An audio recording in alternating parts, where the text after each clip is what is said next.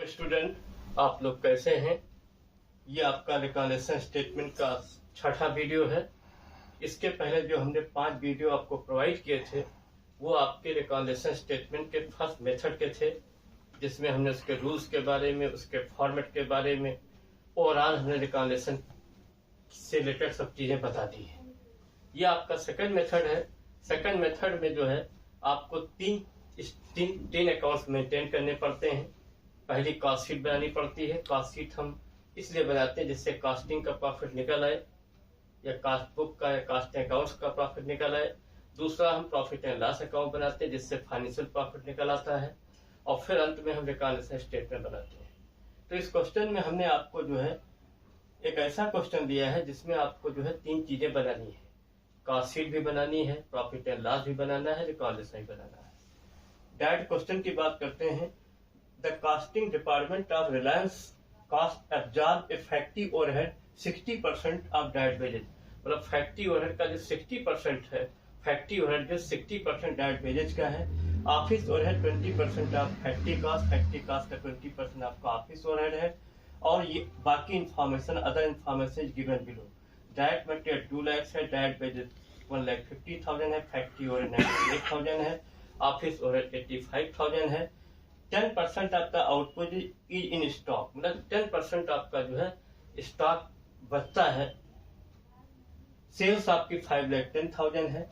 Stock is valued at A total cost in both book, मतलब दोनों cast में जब आप स्टॉक का वैल्यूएशन करते हैं, चाहे कॉस्टिंग प्रॉफिट निकाल रहे हो, चाहे फाइनेंशियल प्रॉफिट के अंतर्गत सवाल लगा रहे हो, जब आप स्टॉक का वैल्यूएशन करते हैं तो वो जो है टोटल कॉस्ट पर होता है। Prepare cost sheet and reconciliation statement.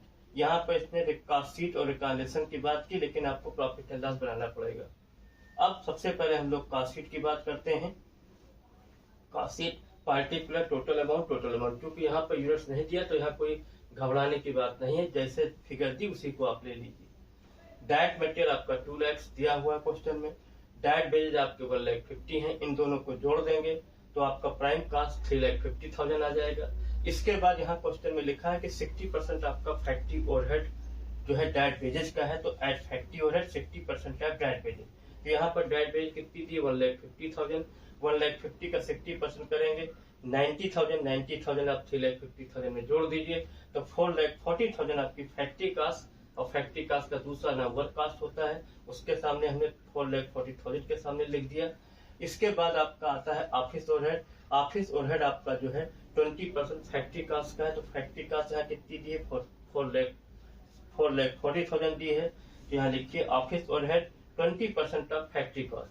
तो 4,40,000 का 20% करेंगे 88,000 आ जाएगा। और 4,40,000 प्लस 88,000 5,28,000 जो है ये कास्ट ऑफ प्रोडक्शन आ जाएगी। और दूसरी चीज, क्योंकि यहाँ सेलिंग एक्सपेंसेस नहीं दिया हुआ है तो इसी को हम टोटल कास्ट मान लेंगे या इसी से क्वेश्चन लगा लेंगे। अब यहाँ पर लिखा है 10% आउटपुट इज स्टॉक, मतलब 10% आपका क्लोजिंग स्टॉक बचता है। तो जो भी आपकी वैल्यू आई है 5,28,000 आई है, यहाँ लिखेंगे less closing stock 10% of cost of production या टोटल कास्ट, जो भी है यहाँ पर जो दिया है 5,28,000 को टोटल कास्ट मानिए या कास्ट ऑफ प्रोडक्शन मानिए। तो इसका 10% निकालेंगे तो 52,800 आ जाएगा। और 5,28,000 माइनस 52,800 घटा देंगे तो 4,75,200 जो है ये टोटल कास्ट आपकी आ जाएगी। इसके बाद यहाँ पर सेल्स आपका 5,10,000 लिखा है, तो यहीं पर लिखेंगे टोटल कास्ट के नीचे प्रॉफिट, फिर लिखेंगे सेल्स। सेल्स आपकी 5,10,000 है। 5,10,000 से 4,75,200 घटाएंगे तो 34,800 आपका कास्टिंग प्रॉफिट आ जाएगा। एक हम आपको इसमें बहुत बड़ी इंपॉर्टेंट चीज बताना चाहते हैं कि यहाँ पर जो आपका फैक्ट्री ओवरहेड या ऑफिस ओवरहेड रुपीज में दिया होगा वो आपका ऑफिस वो आपका जो है प्रॉफिट एंड लॉस में आएगा। और जो परसेंटेज में दिया होगा, क्योंकि ये परसेंटेज वाला दिया ये कास्ट अकाउंट से रिलेटेड है, तो ये कास्ट शीट के अंदर आएगा। तो परसेंटेज जो आपके फैक्ट्री ओवरहेड में दिए, फैक्ट्री ओवरहेड परसेंटेज दिया है ऑफिस ओवरहेड, वो आपका कास्ट शीट का पार्ट है। और जो रुपीज में दिया वो आपका जो है प्रॉफिट एंड लॉस में आता है। अब आ जाइए profit and loss account. Profit and loss account लिख दिया हमने ऊपर। यहाँ पर जो है जो भी आपके मटेरियल, आपको पता है जितने एक्सपेंसेस डेबिट में दिखाते हैं, इनकम आपके क्रेडिट दिखाते हैं, वहां यहाँ लिखने की कोई जरूरत नहीं है। अब आप डायरेक्ट मटेरियल आपका डेबिट साइड में 2 लाख आ जाएगा, डायरेक्ट वेजेज आपकी 1,50,000 हो जाएंगे। और अभी आपको बताया कि जो इन्फॉर्मेशन आपकी फैक्ट्री ओवरहेड की रुपीज में दी है, ऑफिस ओवरहेड की रुपीज में, वो आपका प्रॉफिट एंड लॉस में ही आएगा। तो फैक्ट्री ओवरहेड 98,000 हो गया, ऑफिस ओवरहेड आपका 85,000 हो गया, सेल्स आपकी 5,10,000 हो गई। फिर by closing stock valuated at the cost of production 10% आपका वही जो आपने कास्ट शीट में आपने 5,28,000 निकाला था उसी का 10% कर लेंगे तो 52,800 जो आपने कास्ट शीट में निकाला था वही यहाँ पर जो है क्लोजिंग स्टॉक आ जाएगा। अब जो है 5,10,000 प्लस 52,800 तो 5,62,800 टोटल आ जाएगा। वही 5,62,800 ने डेबिट साइड में कर दिया। अब 5,62,800 से 2,01,50,000 98,000 85,000 घटाएंगे तो आपका जो है 29,800 आ जाएगा। ये आ जाएगा प्रॉफिट ऑन फाइनेंशियल अकाउंट। ये फाइनेंशियल अकाउंट का प्रॉफिट हो गया, profit as per financial account आ गया आपका। तो ये दो चीजें तो हमने आपके सामने प्रेजेंट कर दी। अब आपको रिकॉन्सिलिएशन स्टेटमेंट बनाना है। रिकॉन्सिलिएशन स्टेटमेंट में आपको वही चीजें दिखाते हैं जिसमें कोई डिफरेंस होता है। जैसे यहाँ पर मटेरियल देखिए कास्ट शीट और प्रॉफिट एंड लॉस में सेम है, 2 लाख रुपए है, इसको रिकॉन्सिलिएशन में नहीं दिखाया जाएगा। इसी प्रकार डायरेक्ट वेजेज भी आपकी 1,50,000 कास्ट शीट में 1,50,000 आपकी रिकॉन्सिलिएशन में है, सॉरी प्रॉफिट एंड लॉस में, इसको भी रिकॉन्सिलिएशन स्टेटमेंट में नहीं दिखाया जाएगा। फैक्ट्री ओवरहेड आपके 98,000 आपके जो है प्रॉफिट एंड लॉस में है और कास्ट शीट में आपके 90,000 है।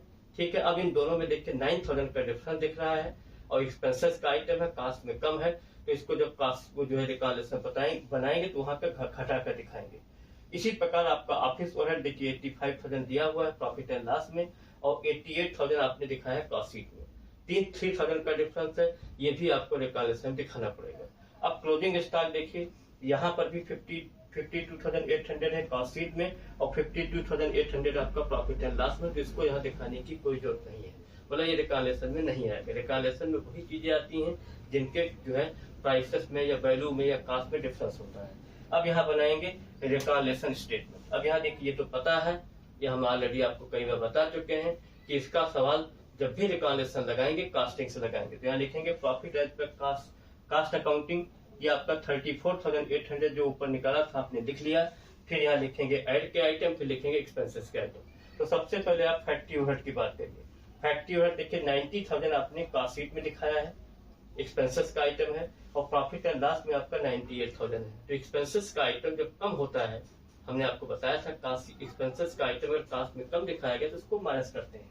तो यहाँ लिखेंगे less under valuation of factory overhead 98,000 minus 90,000, 8,000 bracket बंद कर दिया, ब्रैकेट मतलब माइनस हो जाएगा तो 8,000 वहां लास्ट में उधर घटा देंगे। इसी प्रकार ऑफिस ओवरहेड देखिए, ऑफिस ओवरहेड आपका जो है कास्ट शीट में आपका 88,000 दिया है और आपका जो है प्रॉफिट एंड लॉस में 85,000 दिया है। तो एक्सपेंसेस का आइटम है, कास्ट में देखिए ज्यादा हो गया 88 हो गया है, प्रॉफिट एंड लॉस में 85 है, तो 3,000 आप यहाँ ऐड कर देंगे। तो यहाँ लिखेंगे ऐड और valuation of office overhead 88 minus 85, 3,000 plus का आइटम है और उसके बाद जो है ये प्लस का आइटम हो जाएगा और ये वाला आइटम आपका माइनस का हो जाएगा। फिर हमने इन्हीं आइटम को 34,800 में 3,000 ऐड कर दिया तो 37,800 आपका ग्रांड टोटल आ गया। लेस 8,000 आपने जो है फैक्ट्री ओवरहेड घटा दिए तो 29,800 जो आया यही आपका हो जाएगा profit as per financial book या फाइनेंशियल अकाउंट। यही चीजें हमें आपको इस रूप में प्रेजेंट करनी थी। इसमें हमने कास्ट शीट के बारे में आपको याद दिलाया, प्रॉफिट एंड लॉस के बारे में बताया, रिकॉन्सिलिएशन के बारे में बताया। अंत में ये भी डिफाइन किया कि ये जब सेकंड मेथड आपका क्वेश्चन होगा तो सेकंड मेथड में रिकॉन्सिलिएशन में वही आइटम आएंगे जिनमें फिगर्स में डिफरेंस होगा, अमाउंट में डिफरेंस होगा, मटेरियल में, डायरेक्ट वेजेज में, क्लोजिंग स्टॉक में कोई डिफरेंस नहीं था। उन चीजों को हमने रिकॉन्सिलिएशन में नहीं दिखाया। हमने केवल जो फैक्ट्री ओवरहेड और ऑफिस ओवरहेड के दोनों फिगर में कास्ट शीट के अमाउंट में और प्रॉफिट एंड लॉस में डिफरेंस था उन्हीं को यहाँ एडजस्ट किया है।